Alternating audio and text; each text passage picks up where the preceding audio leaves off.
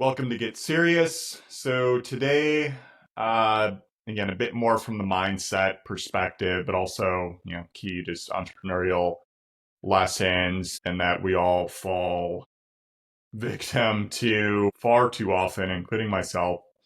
So I wanted to run over a scenario where I was catching up with a friend who I hadn't heard from years. Actually, he had attended my wedding 4-ish years ago, but since then we just fell out of touch for one reason or another. And he actually reached out to me working on a consumer medical device business and wondering if I could intro him to somebody who's LinkedIn connections with. And I'm like, I have not been in touch with this person for many years. I don't work in the healthcare space anymore. I pay still a lot of attention to it, but professionally, a lot of those connections have just weakened over time. But hey, feel free to text me.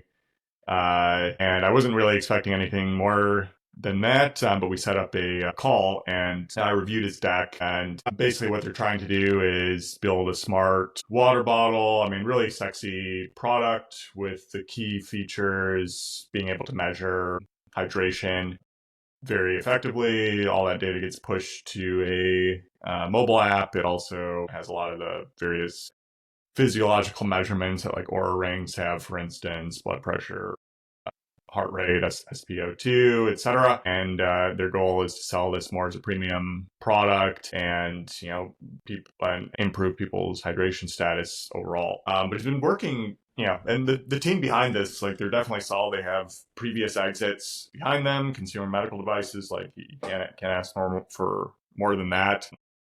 Like, the science, the engineering is all solid, but me looking at this business, and I'm like very health oriented, fitness focused, etc. It, in my mind, was kind of thinking, I told them as such, like, this might be more of a case of you know trying to create a problem, well, create a solution for a problem no one is really actively considering or trying to solve, which is something that I think every entrepreneur runs into in some form or fashion if you ever try to start a service or a product, which is basically all businesses ever. And I certainly ran into that. Again, it's always the key thing where it's so much easier to point this issue out for somebody else's business versus your own. You just have blinders on.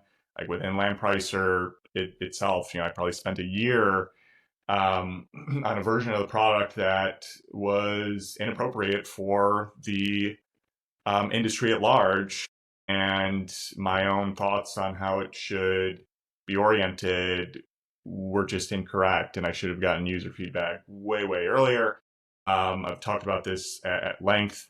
We had to pivot away from what we had initially built, and dropped to 80 grand on that initial version of the product, and much to my chagrin. It's a lesson I'd learned in the past, and I just didn't take that into account again this time. And so now it's like, okay, yeah, I really need that user feedback as early as possible before you commit more resources, time, and monetary toward anything. So in this case, like the smart water bottle, I mean, my old friend had been working on this as a co-founder for a couple of years, and his VC firm had already cut some checks. I don't know for what amounts, probably significant. And they didn't have any customers yet, nor did they really understand their customer profile at all, just because nothing has really been tested. They're anticipating doing a Kickstarter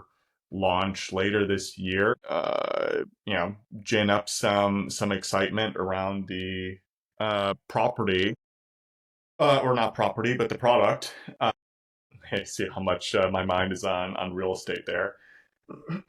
And kind of go from there. But I thought their assumptions on like lifetime value of the customers, LTV, and the total addressable market were really significant. And I was just marking, okay, like I'm really fitness forward, focus on my health, but like to me, I wouldn't pay for a hydration device. Like if I'm thirsty, I'll just drink more water. And I thought, okay, yeah, as people get elderly, you can't rely on your physiological sense to in drinking of fluids, like those just become weaker signals over time. So like, okay, yeah, that could be a more interesting market segment to go after. But fact remains is like, you guys been working to build this product for years now, and who knows how many sunk dollars and time into this thing, and you have no idea if it's actually solving a real problem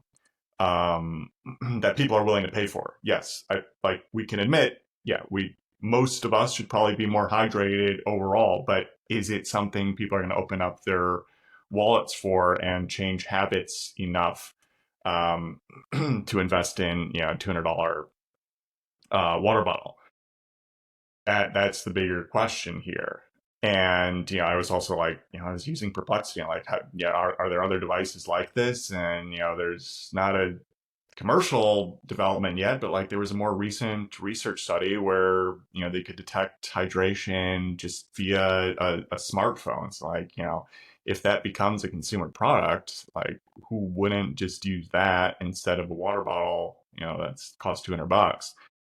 Maybe you have like a $5 a month app, and you just have your smartphone next to you. So you have to be aware of where I don't know the technological progress is going here. But to me, it was just so obvious. And I had worked in crowdfunding marketing campaigns before. That was close to like 10 years ago.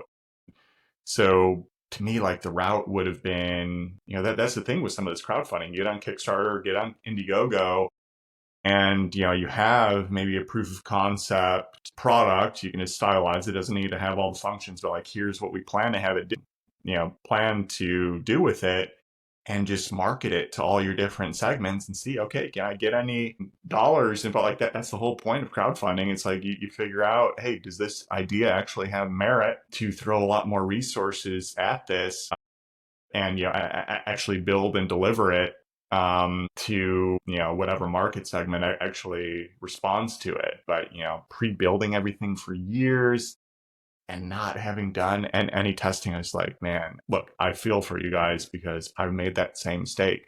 I would love to have that 80 grand back. I don't know, they probably spent a lot more than that. Bigger team, longer length of time. But again, it's just more of a lesson of like sometimes things are so obvious looking at somebody else's business versus your own, and just to understand, you probably have some blinders on for certain things within your own business, and just to be able to take your own medicine sometimes when you look at somebody else's. And I wish, well, like anybody who tries to undertake an entrepreneurial journey and build their own dream and product and service, whatever, like I'm always going to be rooting for those type of people.